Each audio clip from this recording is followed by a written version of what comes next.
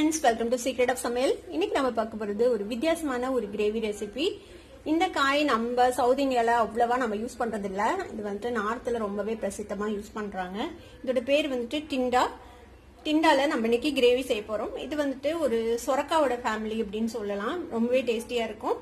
இந்த கிரேவி வந்து சப்பாத்திக்கு, ரோட்டிக்கு, ரைஸ்க்கு எல்லாத்துக்கூடயும் ஒரு சூப்பரான காம்போவா இருக்கும். இந்த வித்தியாசமான கிரேவி எப்படி செய்யறது அப்படின்னு பாக்குறதுக்கு முன்னாடி நீங்க என்னோட சேனலுக்கு இப்பதான் முதல் முறையா வரீங்கன்னா இந்த வீடியோ கீழே இருக்கிற சப்ஸ்கிரைப் பட்டனை மறக்காம பிரஸ் பண்ணிக்கோங்க. பக்கத்துல இருக்கிற நோட்டிபிகேஷன் பெல்லையும் மறக்காம கிளிக் பண்ணிக்கோங்க. அப்பதான் என்னோட ஃபியூச்சர் நோட்டிபிகேஷன்ஸ் உங்களுக்கு கூடவே வந்து சேரும். சரி வாங்க இப்போ இந்த டேஸ்டியான டிண்டே சப்ஜி எப்படி செய்யலாம்னு பார்க்கலாம்.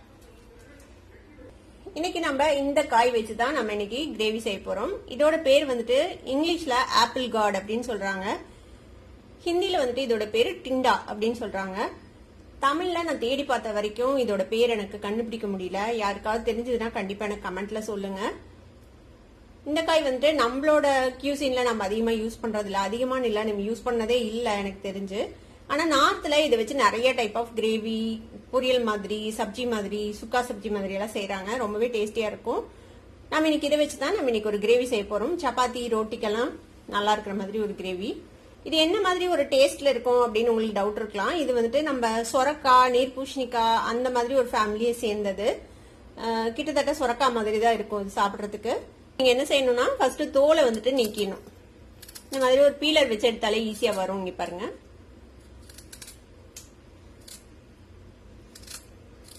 மாதிரியே நம்ம எல்லா காயும் தோலை நீக்கிடலாம் ஃபர்ஸ்ட். இந்த மாதிரி எல்லாத்தையும் தோல் சீவி எடுத்து வச்சாச்சு. இப்ப இந்த காய் எப்படி வெட்டணும்னா நீல வாக்குல நம்ம வெட்டிக்க போறோம். உள்ளுக்குள்ள வந்துட்டு விதை வந்துட்டு பிஞ்சா இருந்துச்சுன்னா நீங்க அப்படியே யூஸ் பண்ணலாம். இல்ல விதை கொஞ்சம் முத்துன மாதிரி இருந்துச்சுன்னா விதையை எடுத்துட்டு யூஸ் பண்ணுங்க.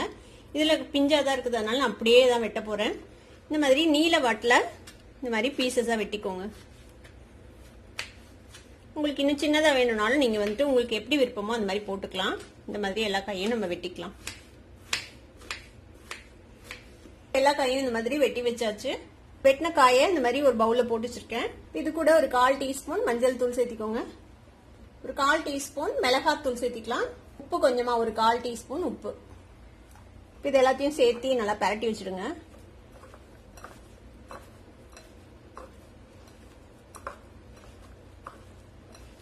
ஒரு கப்ல 2 டேபிள் ஸ்பூன் அளவுக்கு தயிர் எடுத்து வச்சிருக்கேன். கொஞ்சம் கெட்டியான தயிர், நல்லா ஃப்ரெஷ்ஷா இருக்கணும், புளிச்சிருக்க கூடாது. இதுல ஒரு 1/4 டீஸ்பூன் மிளகாத்தூள் சேர்த்திக்கலாம். 1 டீஸ்பூன் மல்லித்தூள் சேர்த்திக்கோங்க. ஒரு 1/2 டீஸ்பூன் சீரகத்தூள் சேர்த்திக்கலாம். இப்ப இதை வந்து இந்த தயிரோட சேர்ந்து நல்லா மிக்ஸ் பண்ணி வச்சிடுங்க. இந்த மாதிரி தயிரோட மிக்ஸ் பண்ணி போட்டதுனால இந்த தயிர் வந்து பிரிஞ்சு போகாம இருக்கும். நம்ம கிரேவில போடும்போது நல்லா இந்த மாதிரி பீட் பண்ணி மிக்ஸ் பண்ணி விட்டுருங்க. இப்ப இந்த தயிர் கலவை இருக்கட்டும் ஒரு சைடு. ஒரு குக்கர் அடுப்புல வச்சிருக்கேன். இதுல வந்து ஒரு 1 டேபிள் ஸ்பூன் எண்ணெய் விட்டு வச்சிருக்கேன். இந்த எண்ணெய் சூடாயிடுச்சு. இப்ப வந்துட்டு நம்ம மிக்ஸ் பண்ணி வச்சிருக்கோம்ல இந்த காயோட உப்பு மிளகா அப்படி எல்லாம் சேர்த்து இதை வந்து குக்கர்ல போட்டு இந்த காயை வந்து லேசா இந்த எண்ணெயில ஃப்ரை பண்ணி நம்ம எடுத்துக்க போறோம். ஹை ஃபிளேம்லயே வச்சு இதை வதக்கிக்கோங்க. இந்த மாதிரி ஒரு 2 நிமிஷம் நல்லா வதக்கிட்டோம் இந்த காயை. இதை எடுத்துடலாம் வெளியில. இப்ப அதே குக்கர்ல அந்த காயெல்லாம் வெளியில எடுத்துட்டு திருப்பி ஒரு 2 டீஸ்பூன் எண்ணெய் விட்டுருக்கேன். இதுல வந்துட்டு ஒரு 1/2 டீஸ்பூன் சீரகம், 2 ஏலக்காய், 2 கிராம்பு, ஒரு துண்டு பட்டை அதை போட்டுக்கலாம். இது லேசா ரோஸ்ட் ஆனதும் இந்த சீரகம் பொரிஞ்சதும் ஒரு மீடியம் சைஸ் வெங்காயத்தை இந்த மாதிரி பொடியா நறுக்கி வச்சிருக்கேன், அதை சேர்த்திக்கலாம்.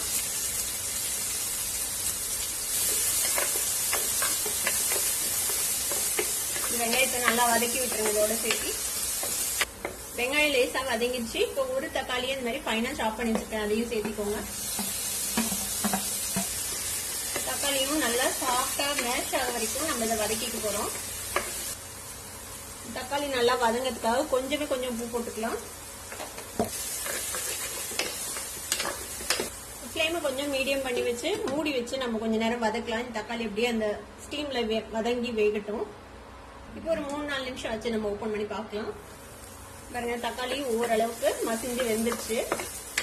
இந்த ஸ்டேஜ்ல 1 டீஸ்பூன் கடலை மாவு சேர்த்திக்கலாம். அதுல இந்த கடலை மாவையும் இதோட சேர்த்து நல்லா வறுத்து விட்டுருங்க இந்த எண்ணெயில. ஒரு 1 நிமிஷம் இதை வந்து நல்லா லோ ஃபிளேம்ல வச்சு நல்லா வறுத்து விடுங்க. இந்த கடலை மாவோட பச்சை வாசனை போயிடும். நல்லா வறுபட்டுருச்சு நம்மளோட கடலை மாவும். இப்ப நம்ம கலந்து வச்சிருக்க இந்த தயிர் கலவையை இதுல சேர்த்திடலாம். இப்ப இந்த தயிரையும் இதோட சேர்த்து நல்லா மிக்ஸ் பண்ணி விடுங்க. கடலை மாவு சேர்த்துக்கிறதுனால இந்த தயிர் வந்துட்டு உங்களுக்கு திரிஞ்சு போகாது. நல்லா மிக்ஸ் பண்ணி விட்டுடலாம். நல்லா எண்ணெய் பிரியணும். இந்த தயிர் நல்லா வெந்து அது வரைக்கும் நல்லா வதக்கிக்கலாங்க. பாத்தீங்கன்னா தெரியும் தயிர் வந்துட்டு நல்லா வதங்கிடுச்சு.